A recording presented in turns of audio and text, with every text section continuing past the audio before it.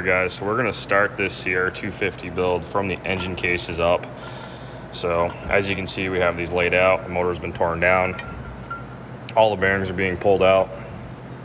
We're actually going through inspecting everything. Everything's going to obviously get replaced. Yeah, step one for me, get the bearings out, get everything cleaned up. We're going to glass bead the cases and just start building from there. If you guys don't have this tool, this is a blind bearing puller. Some of them you can't hit from the back side, so that goes in and you actually just use a little slide hammer to pop the bearing out. But pretty handy tool. They're actually not that expensive.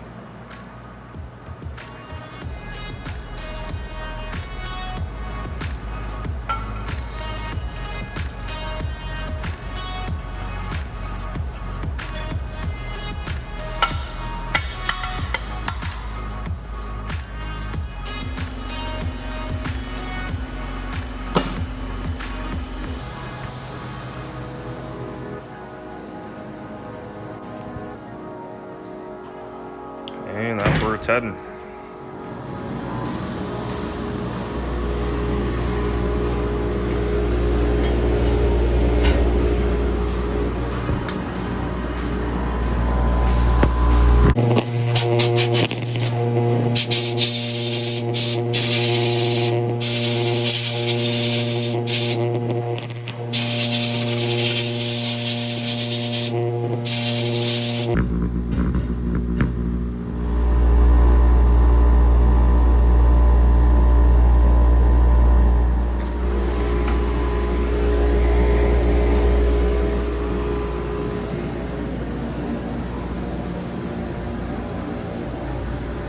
Not bad. A lot better than it was.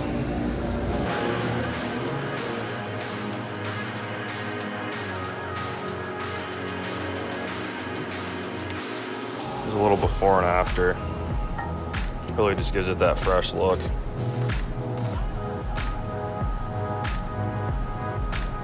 Definitely tell a difference in the bottom.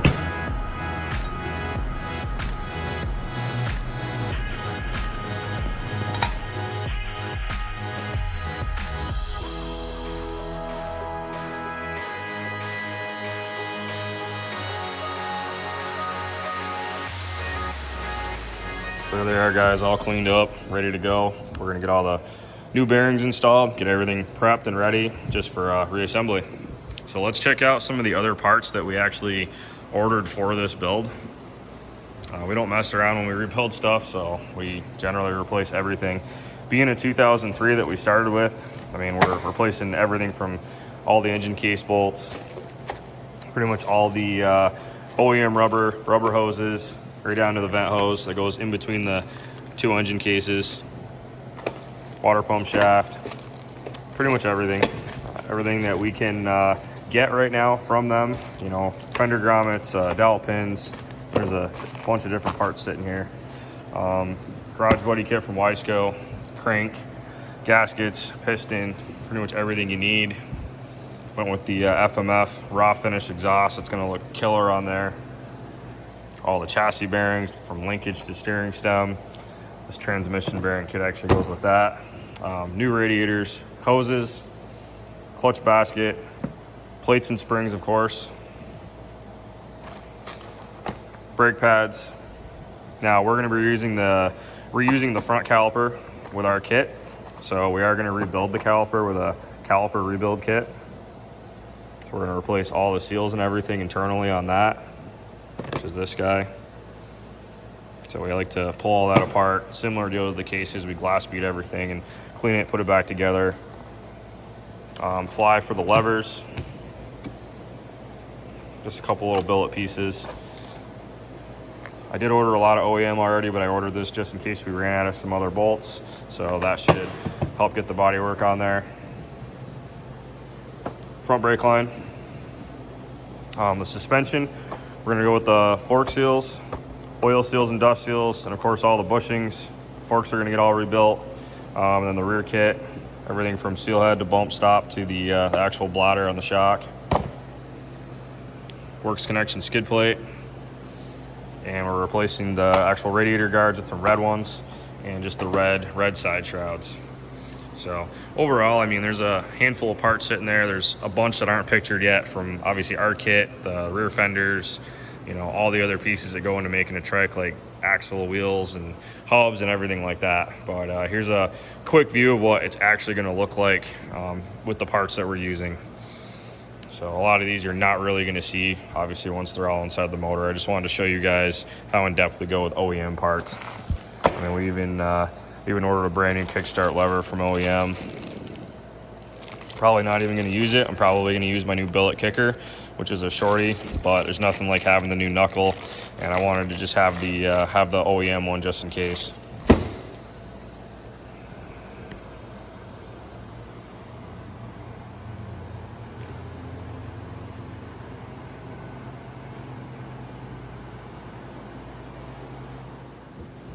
Just a quick tip for you, never go straight from a media blast cabinet to assembly. I didn't video this, but you're gonna actually wash all these bolt holes out. You're gonna make sure there's no media left in here, especially on the inside, to make sure everything is cleaned out. You're gonna wash it in the sink with some Dawn dish soap and water, blow them off, dry them, and just get them cleaned up and ready to go. After you do that, make sure you put all of your bearings in the freezer. I'm not talking your old ones, your actual new ones. Get those frozen while you're doing all this stuff, and then when you go to actually put them into the case, they go in a lot easier. Just a little bit of heat sometimes around here, the bearing will most of the time just slip right in. Okay guys, so we're gonna get some bearings installed. These have been sitting in the freezer, so they are still cold. I'm gonna take a little bit of grease and just coat some of these surfaces here and just make sure there's no burrs.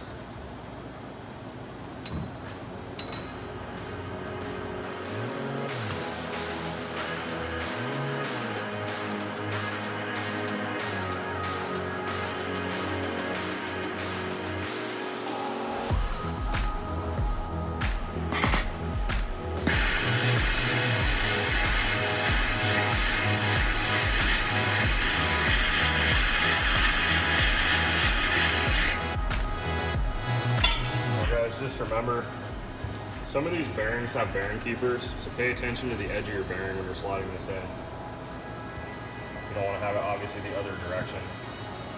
Always set this down so you're not putting a lot of pressure on it. Try to support all the sides.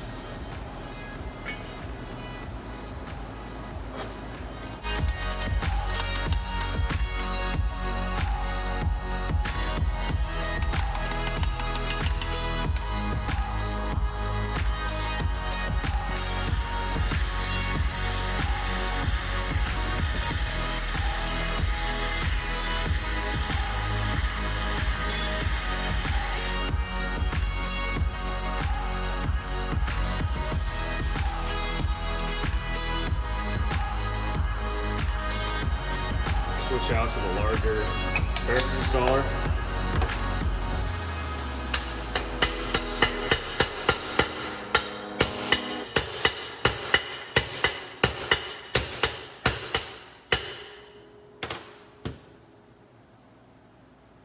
Make sure you're seated all the way. You can actually hear the sound difference when you're tapping it in. You'll know when it gets to the end, but always just double check, make sure everything looks like it's sitting completely square, which it is.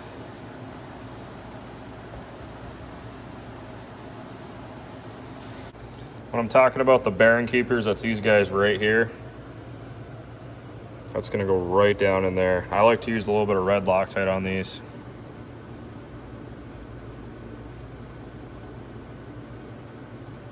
You only really need a small drop of it. Set your plates down. Make sure you have the taper up.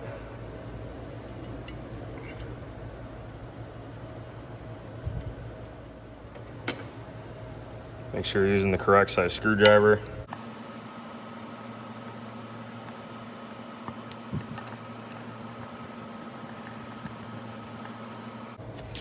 Now, there's a couple ways to actually torque these in. I have another set of screwdrivers that have the hole in the end. You can do that, or you can actually put a wrench right here. So it's always a good idea to do that. Another way would be, and I don't like doing it, you can actually just blip it a couple times with the impact, but the best way to do it is to hand torque it. Just make sure you're feeling it. You don't want to strip these guys out. That'd be a terrible thing to have to fix. Like I said, just take your wrench, put it on your screwdriver if you have a snap-on screwdriver. keep your pressure down as tight as you can. Snug it up.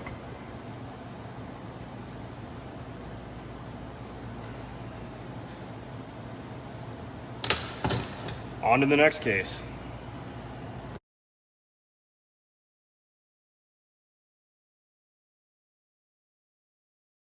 Another tip, guys, when you are applying Loctite to these hold down bolts for these keeper plates, take some brake clean and actually clean off your threads. If there's any old grit or grease on there, this Loctite isn't going to do anything.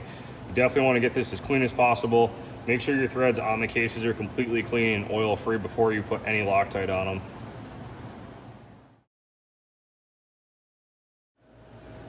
There it is. Next thing you want to do, apply some assembly oil, all your bearings.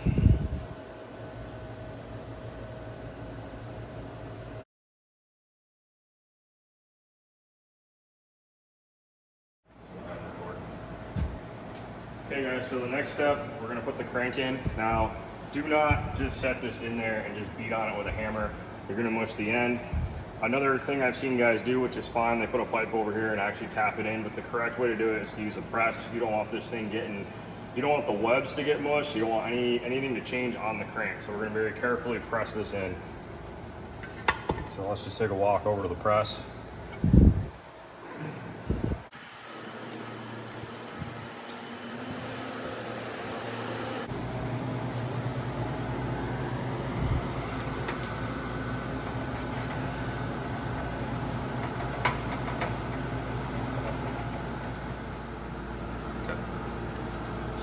So make sure your rod is obviously not hitting the case when you're pressing this in.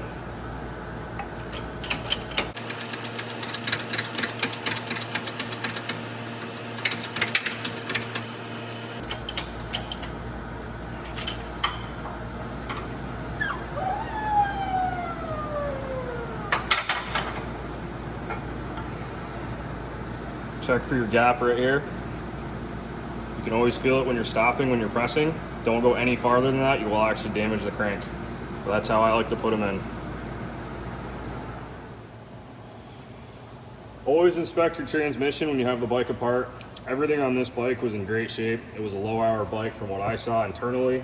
The outside of the bike was not the story. It looked beat to hell, but you'd be surprised what you find internally sometimes. We're gonna keep the OEM parts that came in it for the trans. Those are gonna go back in. Obviously we have new trans bearings and everything. All the shims are in the correct spot and we're gonna go from there.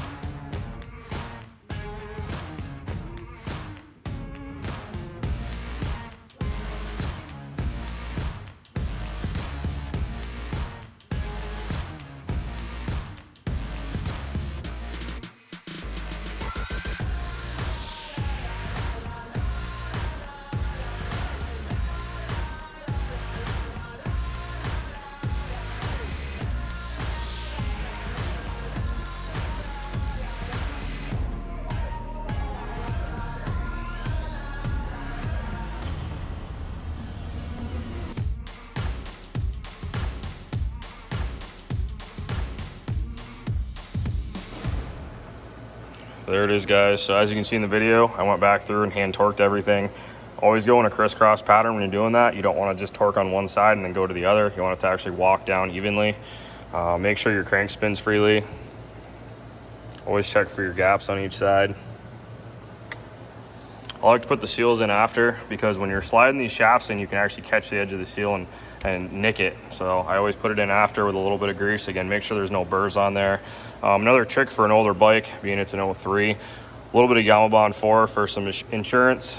Just lightly coat the gasket on each side. I'm not talking gob it on there, just a light tacky layer of Yamabond goes a long way for leaks. Now guys, when you get to this point, it's always good to make sure your transmission is actually shifting and functioning correctly, making sure you have the forks in the right spot. It's very hard to put them together wrong. I mean, you obviously can leave a shim out or put a gear backwards, but I definitely recommend double checking before you go any farther. So you can easily shift this and just have your wife just spin that shaft. So right now I have it in the neutral position, and I'm able to actually grab that shaft right here while she's still spinning. And that tells me I am in neutral. So just keep spinning that. We're gonna go to first. Okay, so that's first. Back to neutral. I'm gonna grab the shaft again. As she spins, you can see it stops. Then we're gonna go to second. Third.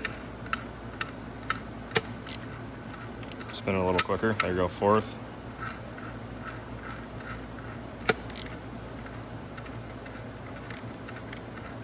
There it is. So everything's shifting good. I'm gonna go back down to neutral. Okay, so back to first and neutral. Cool. We're gonna stop the video here. If you wanna see the rest of this build, definitely like and subscribe to this video. If you guys like two strokes, give it a big thumbs up. We're gonna be doing a lot more videos. We have this CR250 and a CR500 project coming up. So keep an eye out for all those builds. If you guys like modern trikes, check out bbctrikes.com. You can send us an email, bbctrikes@gmail.com. Hope you enjoyed the how-to style video. I can do more of these. Really depends on what you guys say, but just let us know. We're just trying to do some different content for you guys and go from there. Guys, again, guys like this video, please give it a thumbs up, share it, and please subscribe for more content coming soon. Thanks, guys.